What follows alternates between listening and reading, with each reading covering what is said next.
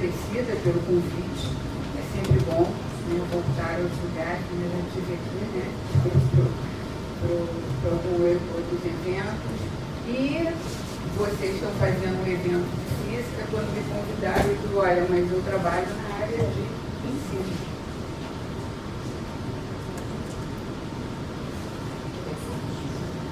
Então, eu dou aula também no programa de pós-graduação em ensino de biologia e saúde, do IOC, e eu vou tentar apresentar de uma maneira geral o que a gente faz tanto na graduação com alunos de monografia, né? Não sei se vocês chamam monografia ou TCC, com alunos do PIBID, do mestrado, alguns do doutorado, que a gente vem fazendo um trabalho buscando uma, não digo uma alternativa, mas uma contextualização do ensino de física. Perfeito? Bom, eu vou começar, a gente sempre que está lendo um livro, a gente se empolga, né? Digo, pô, posso usar isso na palestra. Então, eu vou começar um livro que eu ainda não terminei, estou na metade, mas eu acho que essa introdução aí, ela diz muito, e tem muito a ver até com o que o professor Azevedo falou, eu tenho que ler porque o texto é grande, entre os muitos e diversificados desafios, quer dizer, em que mundo nós estamos? O título do livro é A Quarta Revolução Industrial. Entre os muitos e diversificados desafios fascinantes que enfrentamos hoje, o mais intenso e importante é compreender e definir a nova revolução tecnológica, que implica nada menos do que a transformação de toda a humanidade. Aí tem outras coisas. Imagina as possibilidades ilimitadas de haver milhões de pessoas ligadas por dispositivos móveis. Quer dizer, está todo mundo fazendo aqui nesse momento, se comunicando com todo mundo. Ou pense na incrível profusão de novidades tecnológicas, inteligência artificial, robótica, internet das coisas, veículos autônomos, impressão 3D, nanotecnologia, biotecnologia. Esse livro é um texto que foi publicado em 2017, mas ele vem de um seminário que o Schwab, né, escreveu, que é o presidente executivo do Fórum Econômico Mundial. Então, repare que a área econômica está muito preocupada com isso. Quer dizer, o que tem acontecido de evolução científica e tecnológica e como é que a gente vai viver nesse mundo. Não. Me ajuda aqui porque eu errei. Não é aqui do lado?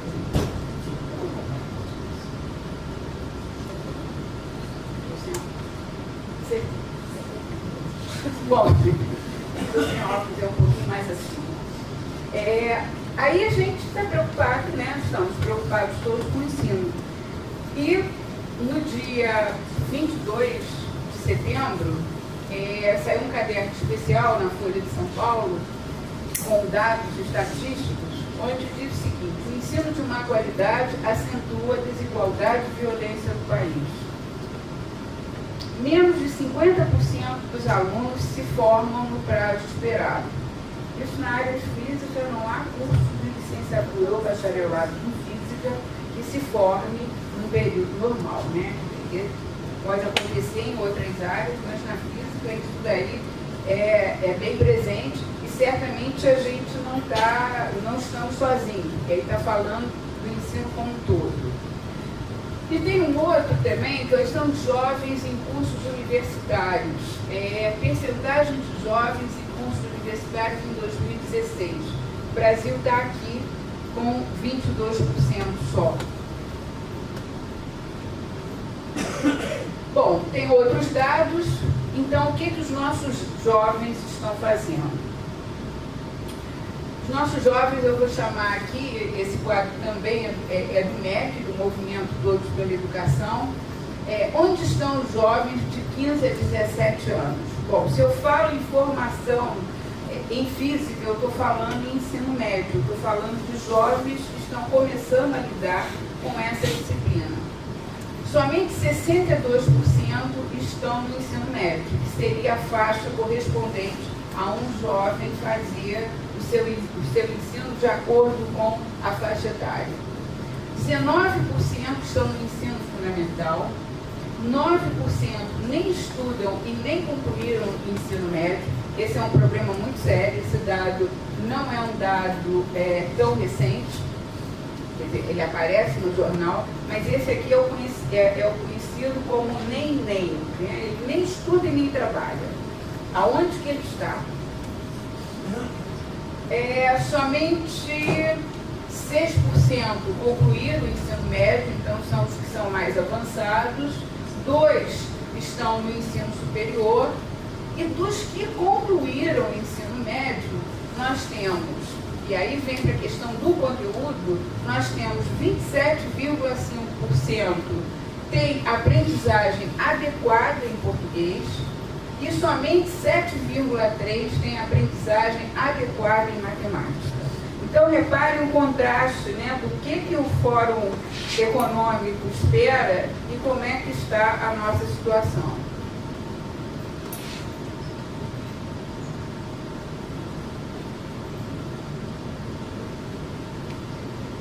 Então, vamos olhar para as nossas salas de aula, por que algumas coisas estão acontecendo.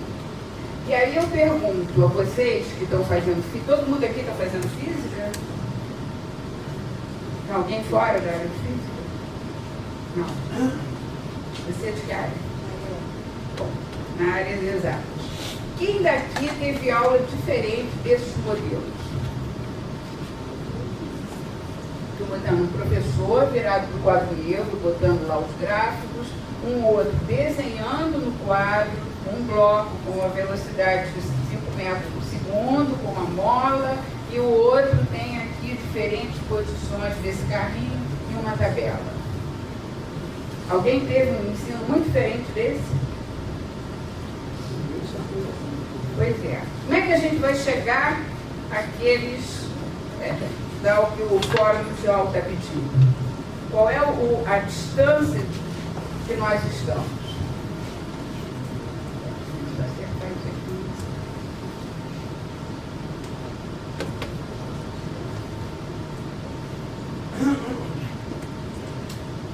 Então, a questão que a gente coloca é o seguinte: para uma formação cidadã e contemporânea, o que nós precisamos? É um ensino daquele ultrapassado?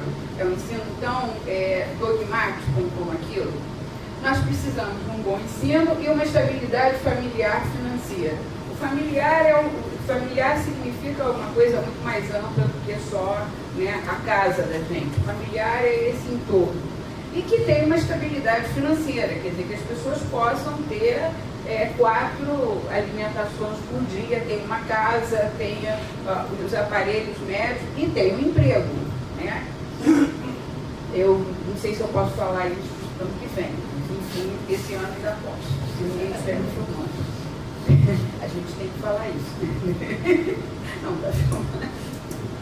Então, eu preciso de uma proposta educacional que olhe para esse presente, como é que ele está, e que olhe para o futuro, né? Futuro que está batendo as nossas portas, porque na realidade nós usamos tudo aquilo que já foi falado.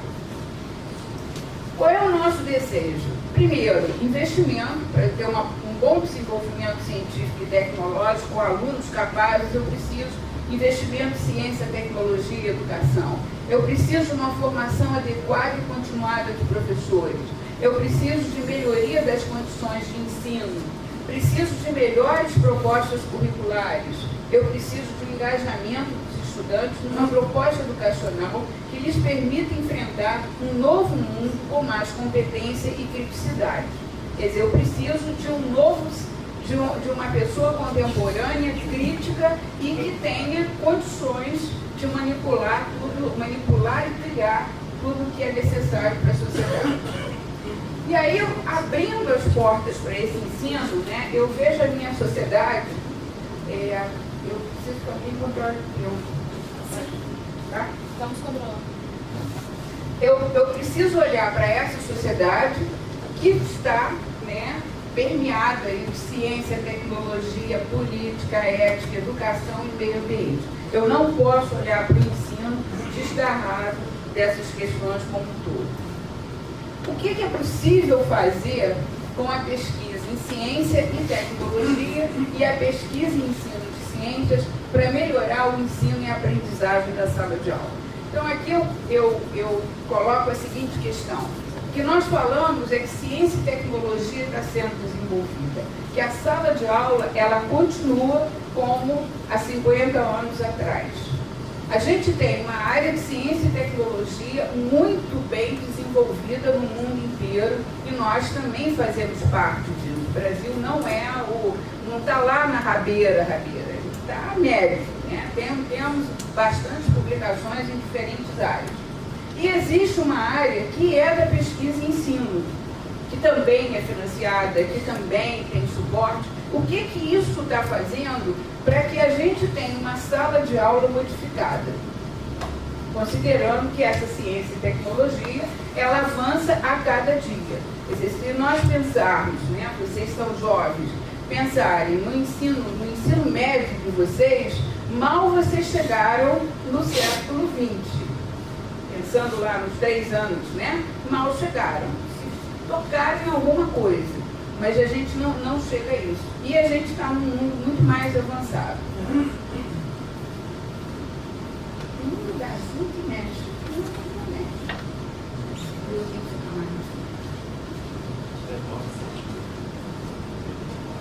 Bom, então o que eu falei, a ciência evolui, a tecnologia desafia todas as nossas possibilidades, a sociedade faz ou fará uso de todo o desenvolvimento cotidiano.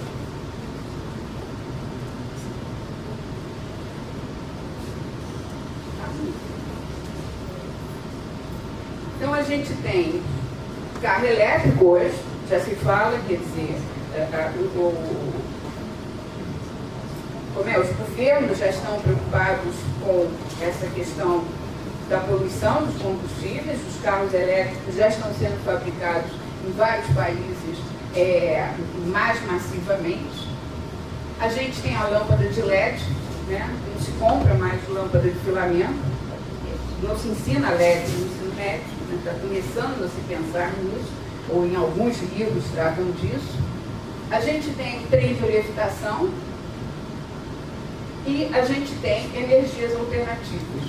Então, isso daí já faz parte, né? O trem de levitação nem tanto, mas eu coloquei aí, vocês vão ver por quê. Ele sai. Isso aqui. Tem que ficar perto aí. A gente vai passar o slide para cima. Olha, que bom.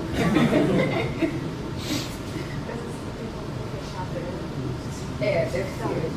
É pequenininho. Então, vamos lá. Bom, o nosso mundo hoje, então, é outro, como a gente já falou.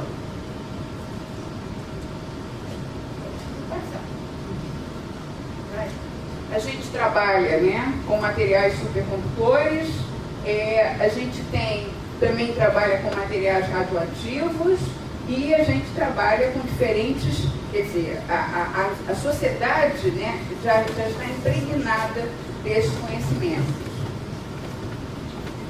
Como é que eu vou inserir isso, então, no contexto escolar? Quer dizer, o desafio nosso do ensino escolar é... Então, eu preciso de uma nova compreensão do mundo que vivemos, com novas características para a escola, com os alunos da atualidade.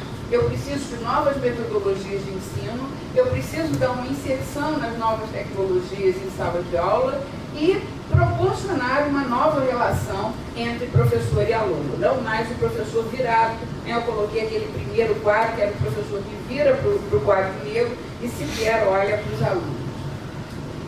Por onde que eu começo, né? Esse mundo aí que dá tantas voltas, com tantas propostas para a educação há tanto tempo. Quer dizer, não é uma coisa que a área de educação ou a área de ensino de física, a área de ensino de biologia não tenha pensado. Há muitas propostas inovadoras e a gente não consegue dar conta disso daí na sala de aula. O que a gente vem trabalhando, para entrar, né, já que o tempo aí é escasso, eu quero mostrar alguns exemplos para vocês, a gente vem trabalhando no enfoque que a gente chama de ciência, tecnologia e sociedade. Quer dizer, há uma necessidade de formação de cidadãos críticos frente às questões que envolvem ciência, tecnologia e as suas interações com a sociedade. E a gente vai tentar trazer esse enfoque para a sala de aula. E qual é a ciência que nós ensinamos? E aí eu vou pegar um antropólogo da ciência, eu vou pegar só uma fala dele, daí a referência para quem quiser se aprofundar, que ele nos diz o seguinte: essa ciência está em constante transformação. Enquanto os cientistas estão trabalhando, quer dizer, se a gente olhar para os laboratórios, nesse momento, eles estão produzindo materiais e essa caixa, como eles chamam, ela está aberta. Em algum momento, né, vão acontecer os conhecimentos científicos nos eventos, em algum momento os papers vão ser publicados, em algum momento aquilo vai se transformar num produto que vai para a sociedade. E é impossível, a impossível tarefa de abrir a caixa preta, ela se torna execuível, se não fácil, quando nos movimentamos no tempo e no espaço até encontrarmos um nó da questão. Quer dizer, é como se a gente pudesse resgatar como aquela ciência ou aquela tecnologia foi tratada. Para isso, por exemplo, a história da ciência é muito importante para a gente ver o que a gente já tem consagrado. Essa é uma primeira decisão. Essa é a primeira decisão que temos que tomar. Nossa entrada no mundo da ciência e da tecnologia se dará pela porta de trás, a da ciência em construção, e não pela entrada mais grandiosa da ciência acabada. O que eu estou querendo colocar com essas palavras do Bruno Latour é que nós só trabalhamos com produto pronto, né, com produto acabado. E nós não entendemos como é que é esse processo. O Enfoque CTS ele vai me dar a oportunidade de construir materiais para que o aluno entenda como a ciência é construída. Claro que ele não vai reconstruir isso daí. O movimento CTS, então, reivindica que as decisões em relação à ciência e à tecnologia sejam colocadas em um plano mais democrático, onde mais atores sociais participem, que haja repercussões no campo educacional, buscando estabelecer um enfoque que explicite essas relações de CTS, e que a proposta educacional metodológica se desloque o foco principal do conteúdo para uma abordagem que dê ao estudante uma certa autonomia para se posicionar frente aos conflitos sociais que virão a seguir, quando das diferentes aplicações científicas e tecnológicas. Então, a gente está buscando uma discussão crítica da ciência que é produzida. Está se buscando uma nova contextualização desse conteúdo. E está se propondo também a ver que conteúdos são esses que nos dê condições de formar um cidadão crítico. Bom, a construção, então, eu preciso de uma metodologia, né? E essa metodologia ela vem acoplada ao conteúdo. Né? Conteúdo, quando a gente fala em pesquisa e ensino, não se pode fazer uma divergência entre conteúdo e metodologia. Essa metodologia ela vem propor uma abordagem que contemple a interação e que tem que apresentar os conteúdos específicos de tal maneira que ele possa desenvolver a capacidade dos alunos a assumirem posições face a problemas controvertidos e atuarem no sentido de resolvê-los. Então, eu tenho que mudar a postura do professor, eu tenho que fazer com que o professor apresente questões para que o aluno pense. Então, é uma nova cultura escolar. O movimento CTS, enquanto movimento da sociologia da ciência, enquanto movimento, ele surge na sociologia da ciência e depois ele vai sendo absorvido pelas questões educacionais. Então, é uma nova cultura escolar, falando de nova aqui, mas não esse nova aqui já tem algum tempo. As nossas opções, então, agora eu vou entrar um pouco no que a gente vem fazendo, é fazer esse enfoque de ciência, tecnologia e sociedade, para que eu possa ter uma relação com a vida cotidiana, e vou trabalhar com esse sequências de ensino investigativas, que é buscar metodologias que promovam uma maior interação entre alunos e professores, provocando discussões de temas entre alunos, promovendo trocas de experiências entre eles e investigando os fenômenos. E aí eu vou usar diferentes estratégias de ensino. Isso está baseado no trabalho da professora Lúcia Saceron e Ana Maria de Carvalho, que vai nos falar da questão da alfabetização científica. E aí é muito interessante, né, com a palestra anterior do professor Azevedo, que a gente está usando uma série de coisas e os alunos sequer sabem, a comunidade sequer sabe do que se trata. Né? Por exemplo, a própria matemática, que hoje é usada nas estatísticas de pesquisa de opinião, né? Mais ou menos 2%, ninguém... Para nós isso é muito natural, porque a gente vem trabalhando com matemática há muito tempo. Mas quem é que realmente entende isso? Né? Então a gente tem que fazer uma alfabetização científica. É muito interessante que eu vim, inclusive o atraso foi por conta disso, é que vinha um grupo também de professores da área de língua portuguesa, que estão indo para um evento dos profissionais de letras, do Profiletras, e elas vinham falando do letramento, a preocupação do pessoal da área de português, né, com a questão da linguagem, que hoje não se deve... Quer dizer, a preocupação não é só com a gramática e com a ortografia, mas é com que linguagem, qual é a alfabetização, qual é o letramento que os indivíduos têm que ter. E nós temos que ter esse letramento ou alfabetização científica. Bom, nós propomos, então, um ensino contextualizado, abordagem de vários temas para o ensino da física que envolvam essa relação, uma proposta metodológica com atividades investigativas que levem a essa sequência. E as estratégias que eu vou usar?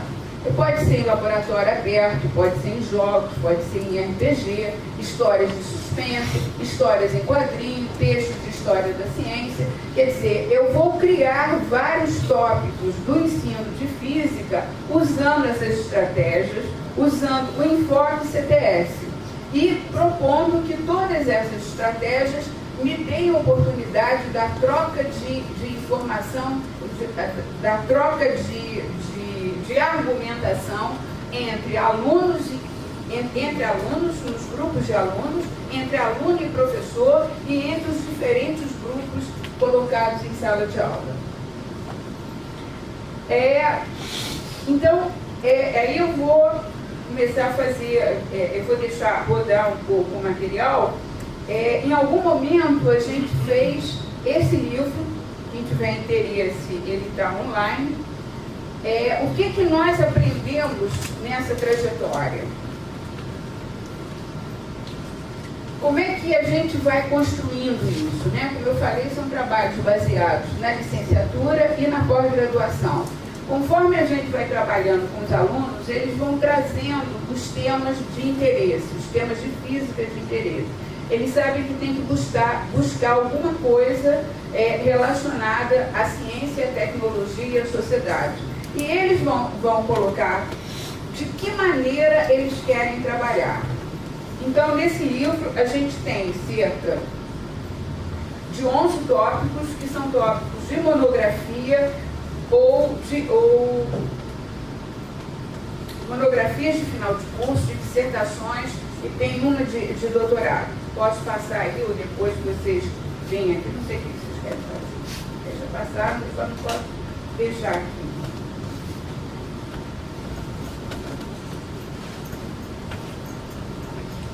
Então, por exemplo, alguns exemplos que eu vou colocar em sala de aula. Esse daí é um trabalho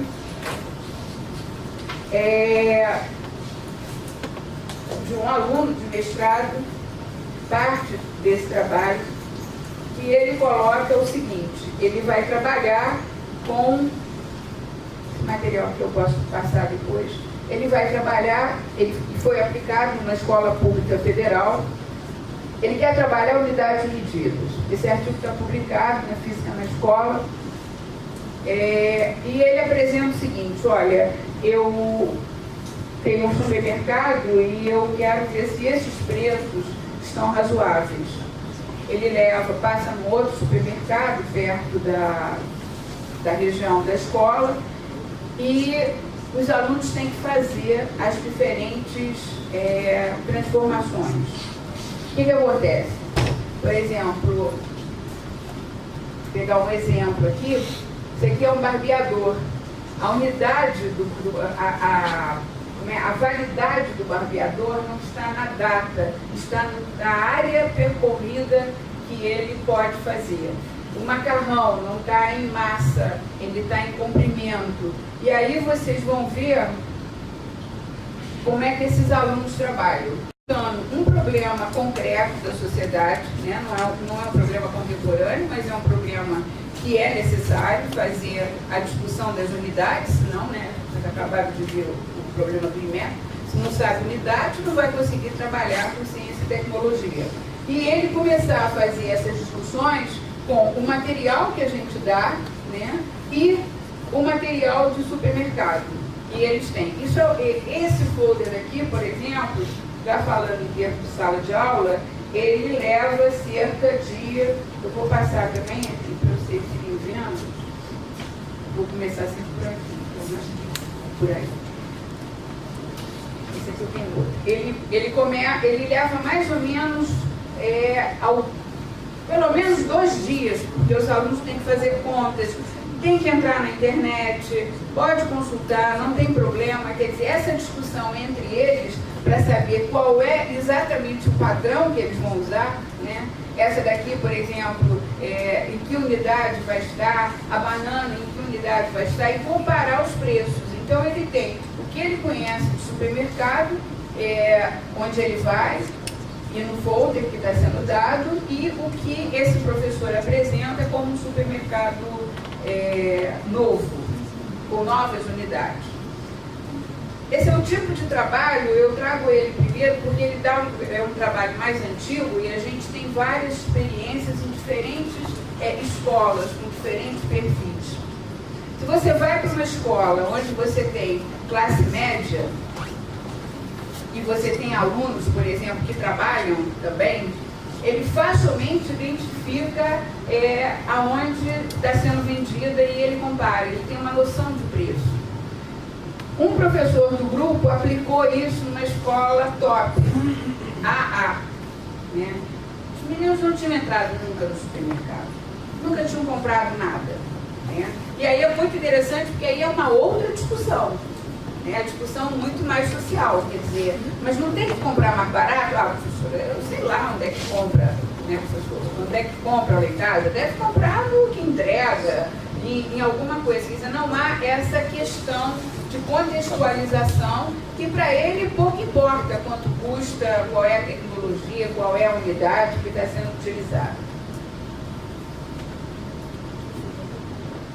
Tá sim.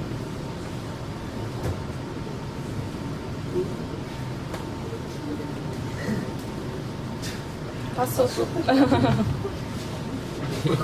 Então não era só o problema do passador.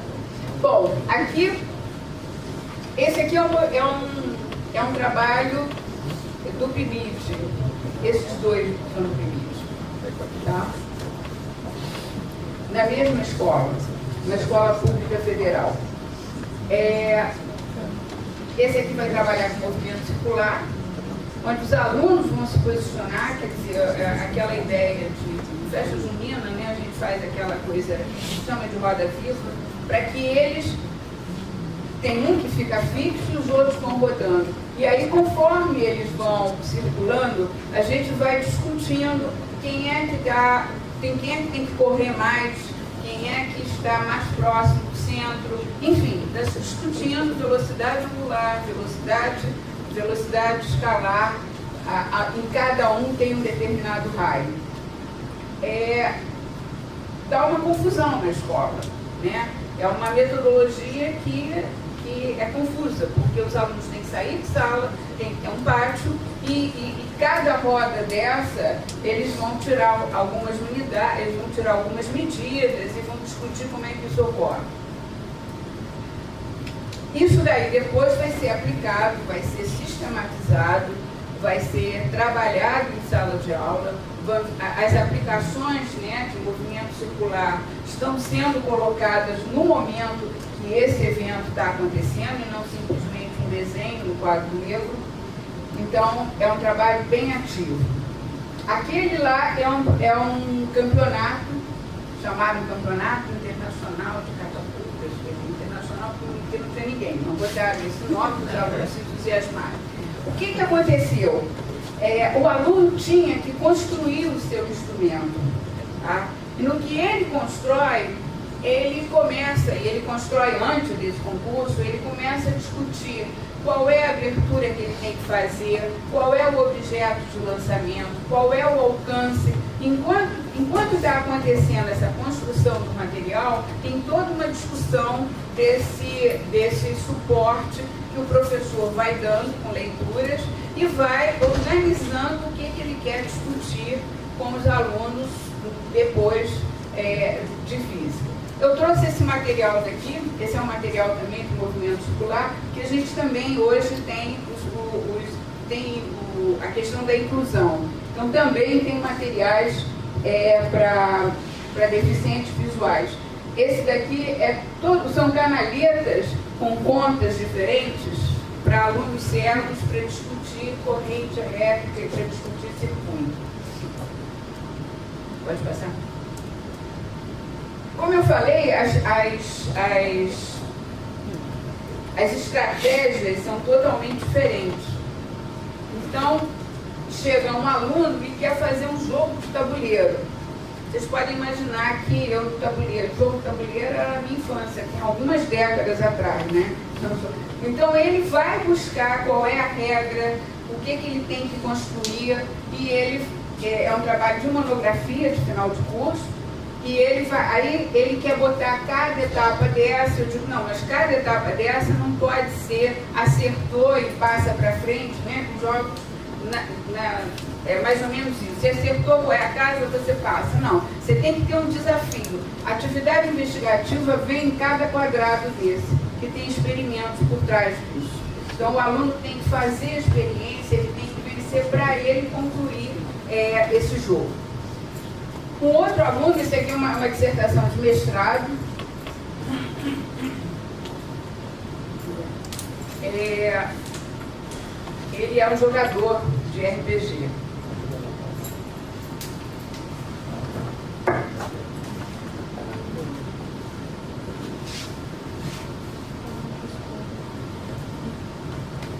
Então, ele constrói esse livro aqui de RPG. Né? E eu tenho que passar a entender de RPG. Tem jeito. Não, volta lá.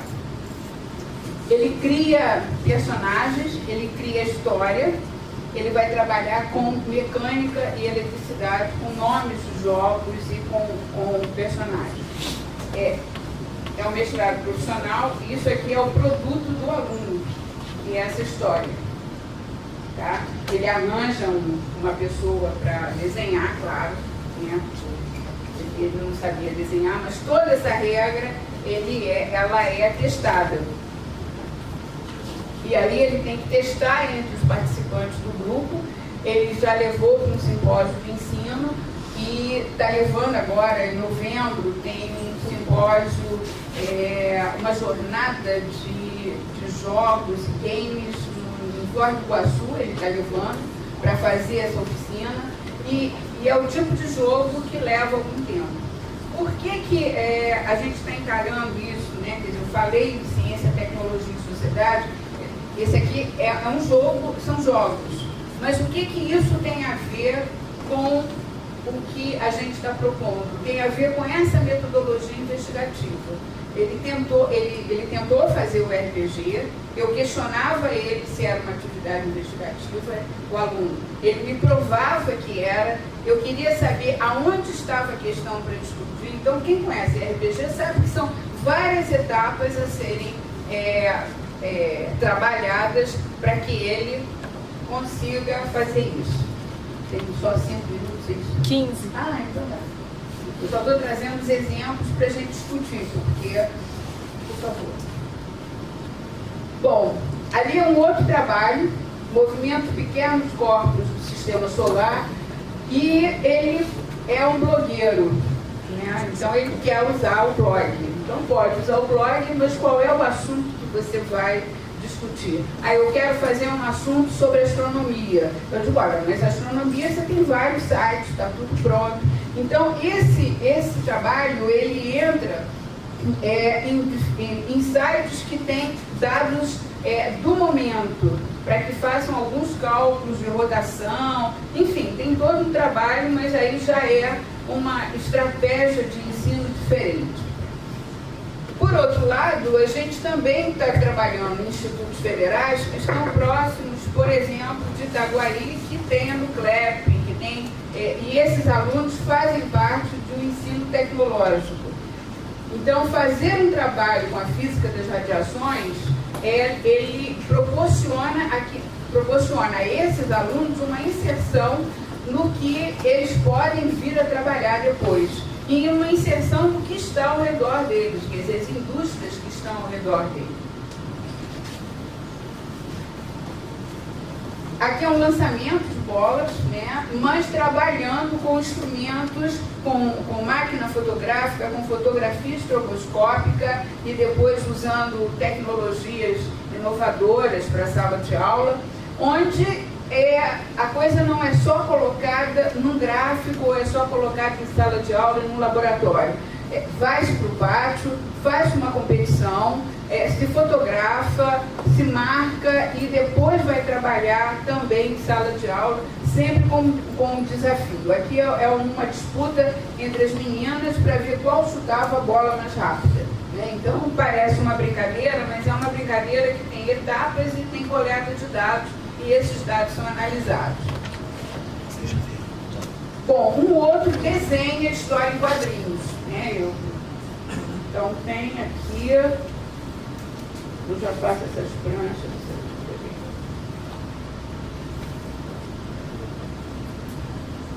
Esse já é um material que eles me dão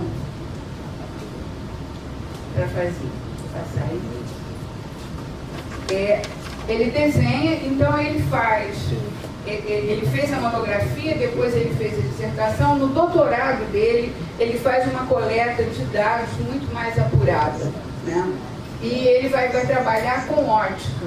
Esses desenhos, né, ele usa, aqui é um desenho tradicional, né, um desenho conhecido, mas os outros são desenhos dele, vocês vão depois ver passando por aí.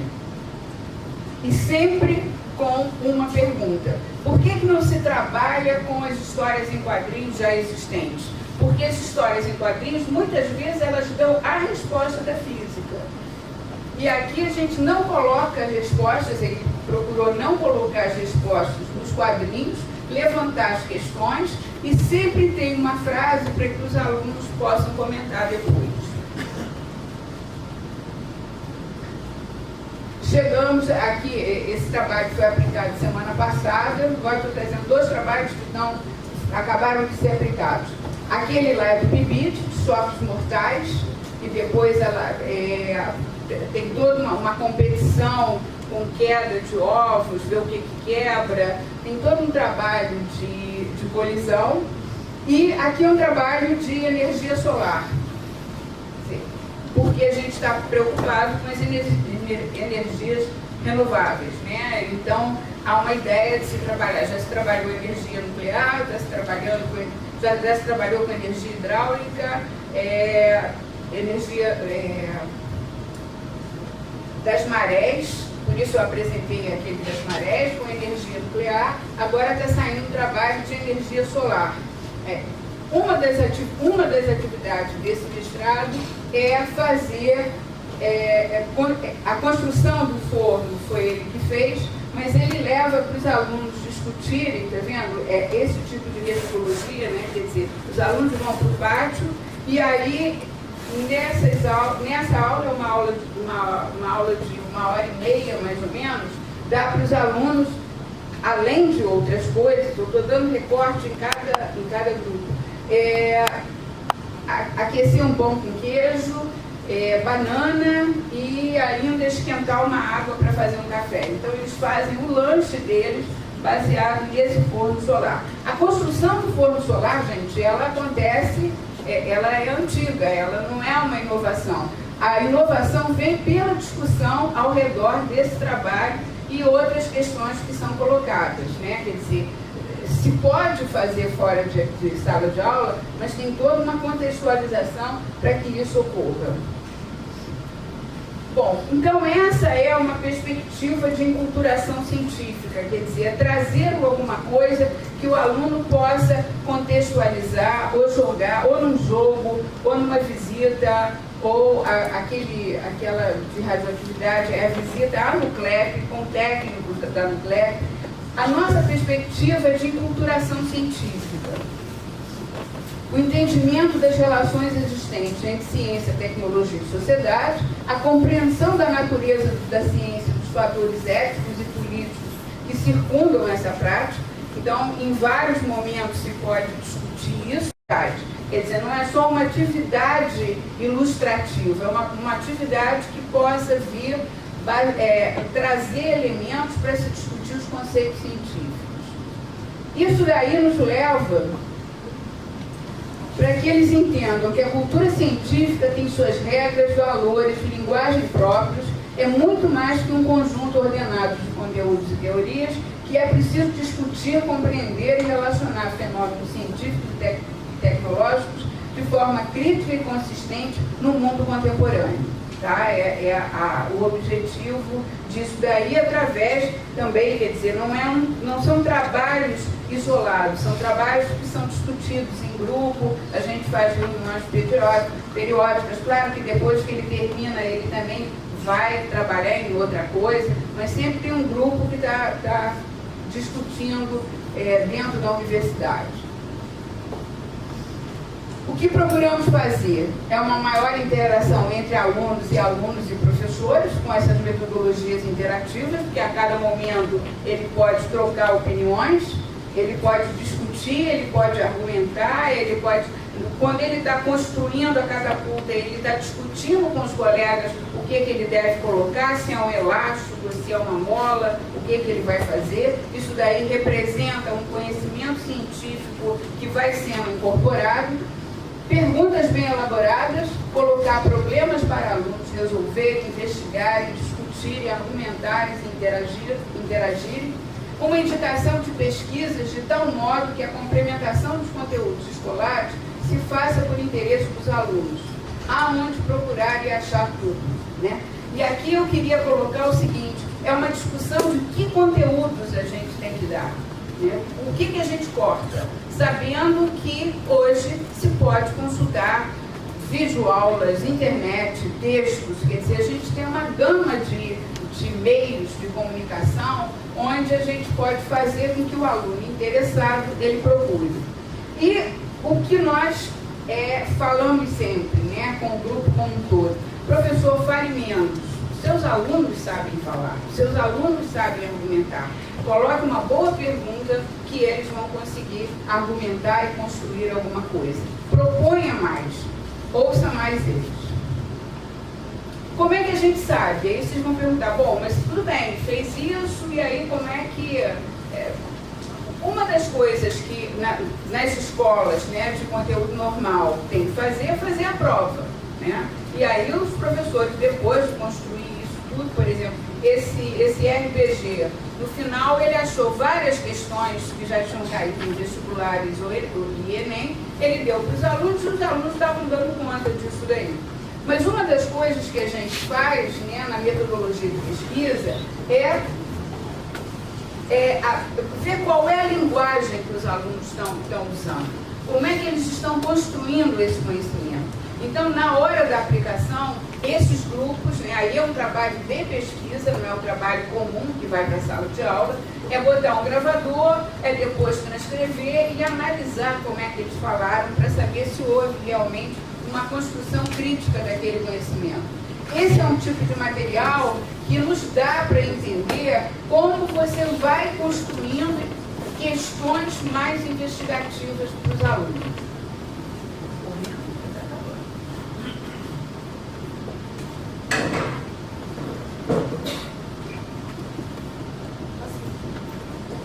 Mário? Ah, tá. Tudo bem, não tinha. Então, esse aqui eu já falei, quer dizer, eu vou selecionar dessas falas dos alunos episódios de ensino, eu vou analisar, vou usar um instrumento de análise de discurso, eu posso usar os indicadores de alfabetização, ou posso usar o padrão de argumento do Tolwe, quer dizer, eu para a pesquisa e ensino, para saber se realmente aquele material está contribuindo, eu tenho que ter um instrumento de calibração, né, dessa pesquisa. Embora, né, eu também tenha certeza que esses alunos vão ter que responder todas aquelas questões. As questões normalmente numéricas, porque o professor tem que chegar também a isso. E aí, para encher o ego da gente, né, quer dizer, a gente tem que perguntar aos alunos, né, o que eles acharam. Eles acham que é muito mais fácil aprender, dá para ver a física funcionando, e dos professores que trabalham conosco e outros que utilizam o nosso material, porque também a gente vai perguntar a outros, nos dá uma oportunidade dada aos alunos de opinarem frente a um problema, né? Não é só a gente colocar um problema numérico no quadro. Buscar soluções, discutir com seus colegas a melhor maneira de explicar um fenômeno. Um momento de aprendizagem que vai muito além dos conteúdos, mas de cidadania, postura crítica, respeito à opinião dos colegas, enfim, um comprometimento com o aprendizado para a vida. Porque na medida que o colega está discutindo e está sendo contrário a uma opinião dele, ele tem que argumentar onde está o problema, né? Isso daí faz uma construção de conhecimento. Bom, entendemos que assim fortalecemos a formação do cidadão em educação em ciências, e aí eu vou usar uma frase que foi um ensino para a ciência para a redução das desigualdades, que foi o tema da Semana de Ciência e Tecnologia, né? E aí a gente coloca o ensino de ciências para a redução das desigualdades. Bom, falei muito rapidamente, eu tenho algum material aqui. Quem quiser entrar no site desse livro preto, esse material está todo online nesse site, e todo o material do PIBID, depois que ele é aplicado, depois que ele é avaliado por nós, ele está nesse blog daqui. Meu e-mail está colocado ali. Muito obrigada.